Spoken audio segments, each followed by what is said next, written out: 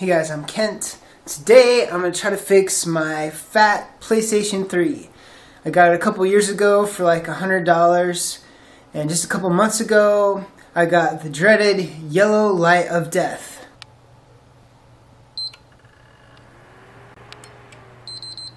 So yeah, flashes yellow quick and then it goes to flashing red. So my game is stuck inside of the console. This is an original 60 gigabyte console, version 1. Since I got it, I replaced the hard drive in it with a 1 gigabyte hard drive, and I soft modded it. I wanted to get a PS3 that I could soft mod, so I made sure that I got one with firmware below 3.55, so I was able to get software to modify it, so I was able to dump basically all of my games on the hard drive. Plus it allows you to play backups. There's two things that could be the problem. It could either be a bad power supply, or it could be the motherboard went bad. So first I'm going to go ahead and test the power supply, because that's relatively easy. This is a multimeter that I got just for this purpose, $4 on eBay. Last week I made a video of fixing my fat PS2, and I used the multimeter then, and today I'm going to try to fix my fat PS3. I've never done this before on the PS3, so it is now 2:30 in the afternoon. Let's go ahead and get started. I know that there are tons of videos on this on the internet, and I've been watching a lot of them. Still gonna make another one, I guess. Seems like I learn different things from every video, so I'm gonna try to make a video that has combines a lot of the things that I've learned. Alright, so first of all, you gotta take out this little rubber leg here, which I guess is behind the warranty sticker, if you have a warranty sticker here.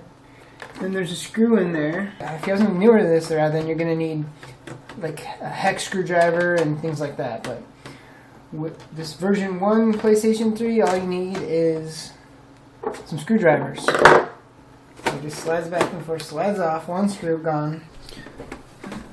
You gotta remove all the screws on the top that have an arrow on it. It's pretty simple.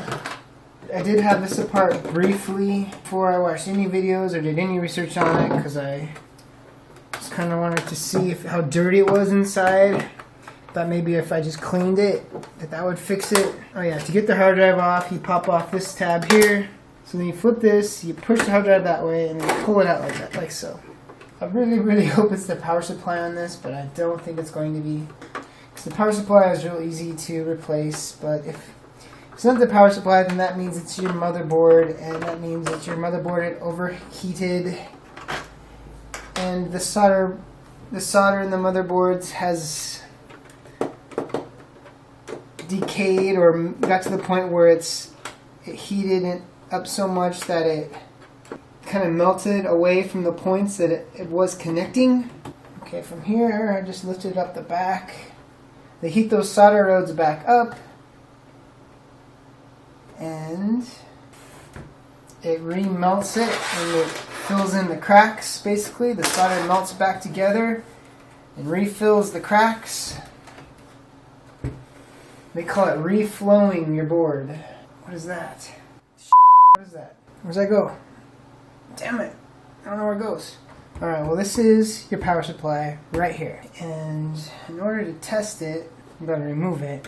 Retro Game Tech, he made a really good video about testing the power supply with multimeter. I don't have much faith that it is the power supply. I've seen several people test them on YouTube, and they always test fine. Okay, so according to Retro Game Tech, I'll try to put a link to his video in the description. You want to leave the power supply plugged in on both ends, this end and this end. You put the red one and the one closest to the edge over here on the left. Put the black one in a screw hole over here. Make sure it's not touching any sort of circuits or anything, just as long as it's touching metal. Okay, so Retro Game Tech guy says it needs to supply 11 to 12 volts to the motherboard.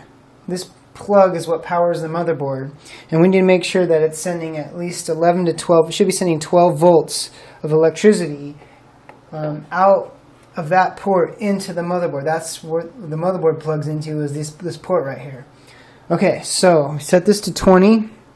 because that's what Retro Game Tech said to do. I'll go ahead and turn the PS3 on. Okay, we got a red light there.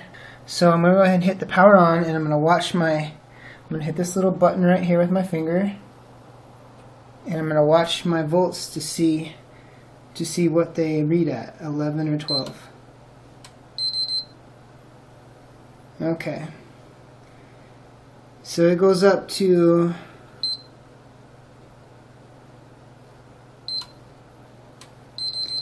almost exactly 12. Looks like my power supply is good, unfortunately, and my motherboard is bad. So I'm going to have to take this whole thing apart, every screw, every piece. Try to remember how to put it back together. I already have a piece here. I don't know where it goes. I have a heat gun that I got off of eBay for like $16. And I also ordered some Arctic Silver 5 to thermal paste, to redo the thermal paste on the CPUs, or the GPUs, the graphic processors and the central processors. So let's get to work. Okay, so that tells us that the power supply is good, so I'm just go ahead and power it off, unplug it, and unplug the power supply.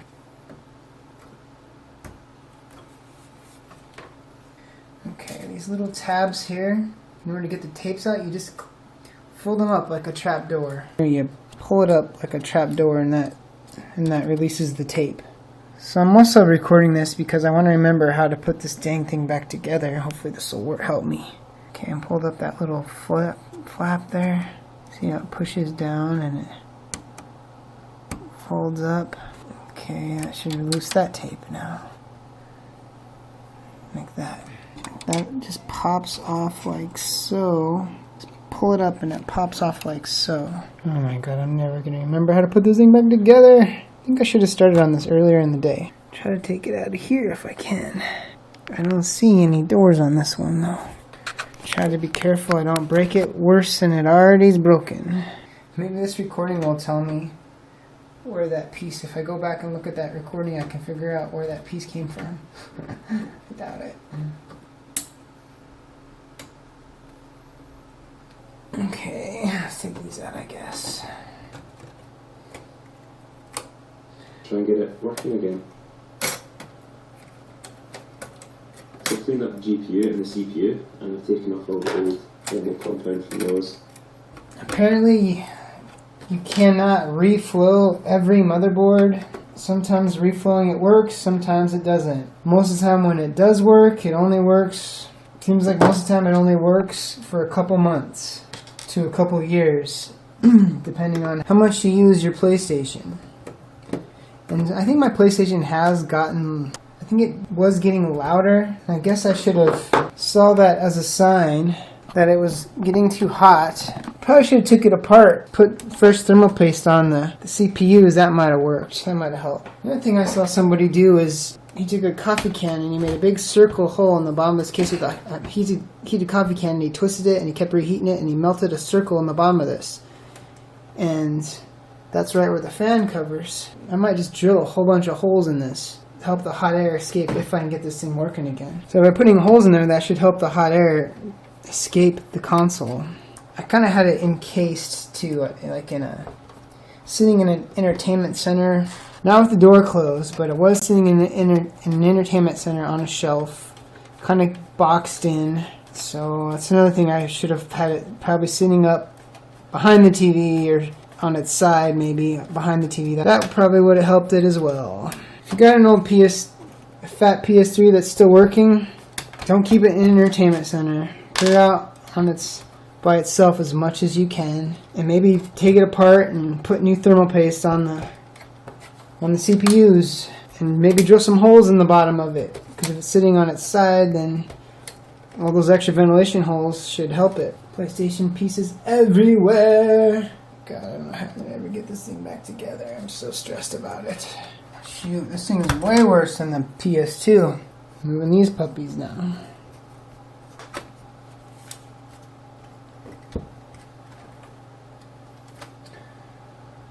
Okay.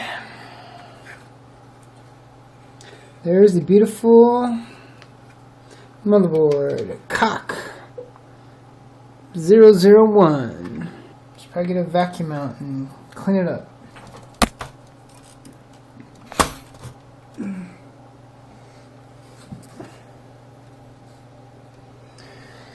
Alrighty then.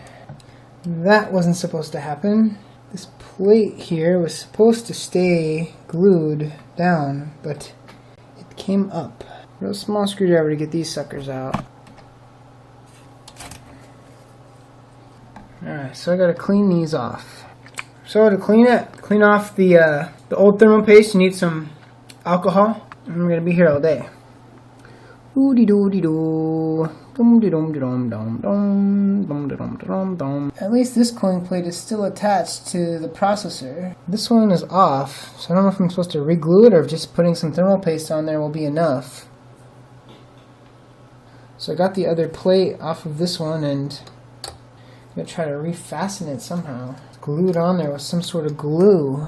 I got all the thermal paste cleaned off, and now I'm going to heat up this board with my heat gun on the low setting. So I'm supposed to go 30 seconds heating up the top of the board, which is the other side of the board, from far away with the heat gun on the low setting.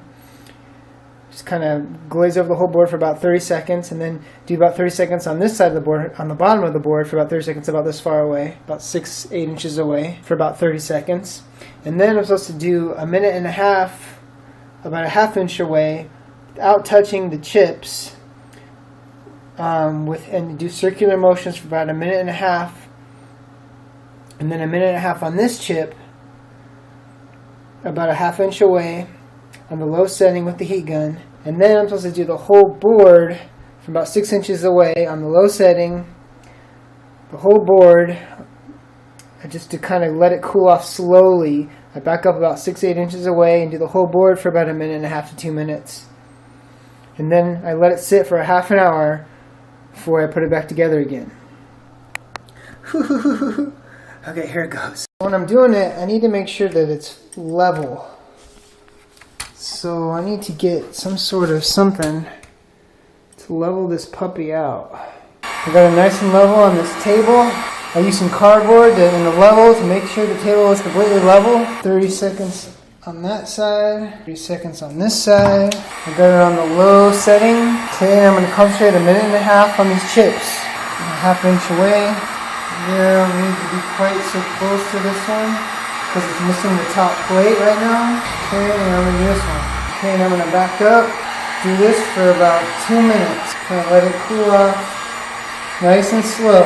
Now I'm going to let it sit for ½ an hour. So now I'm going to drill a bunch of holes in the back of my PlayStation. Should I do it? Yeah.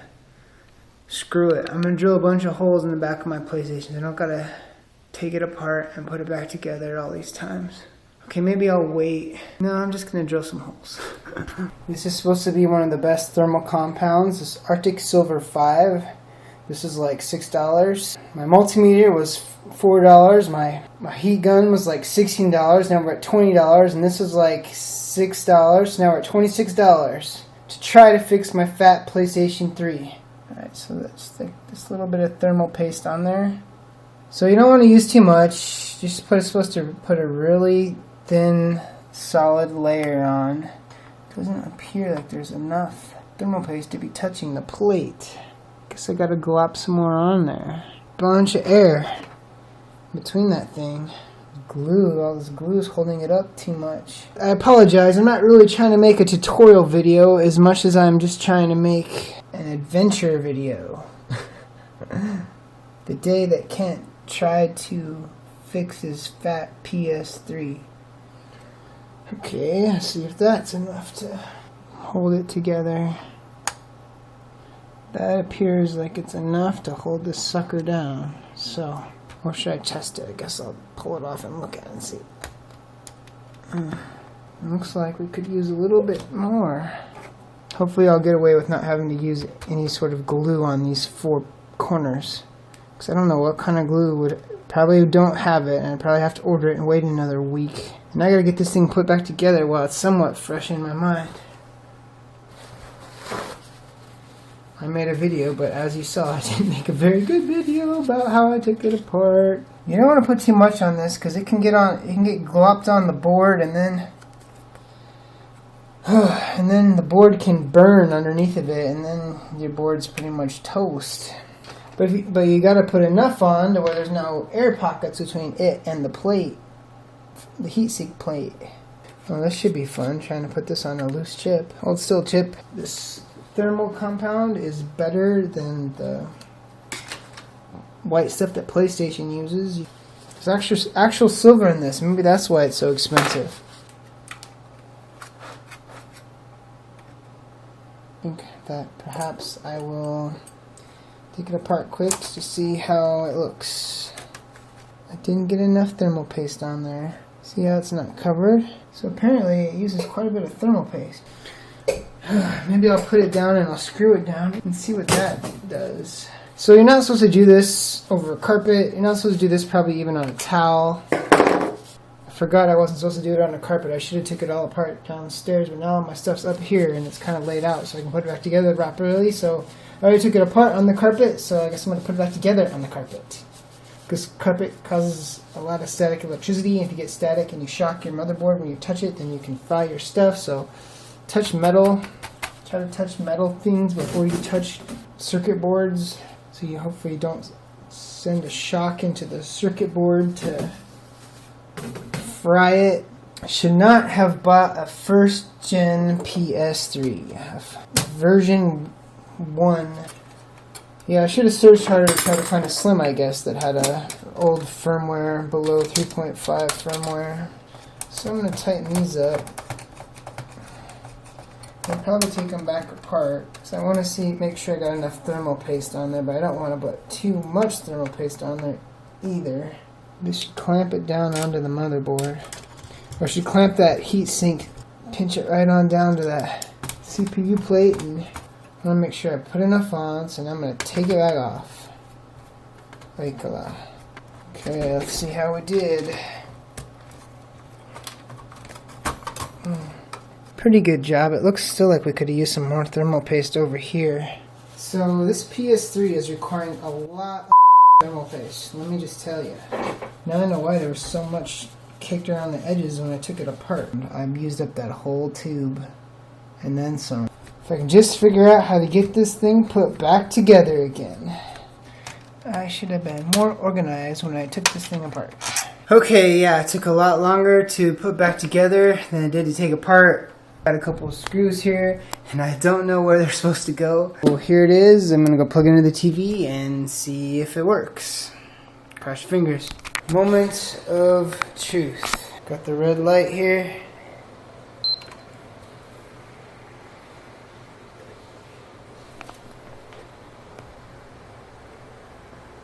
It's staying on.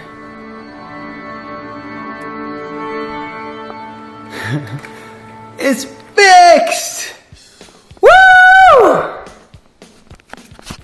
For how long, nobody knows.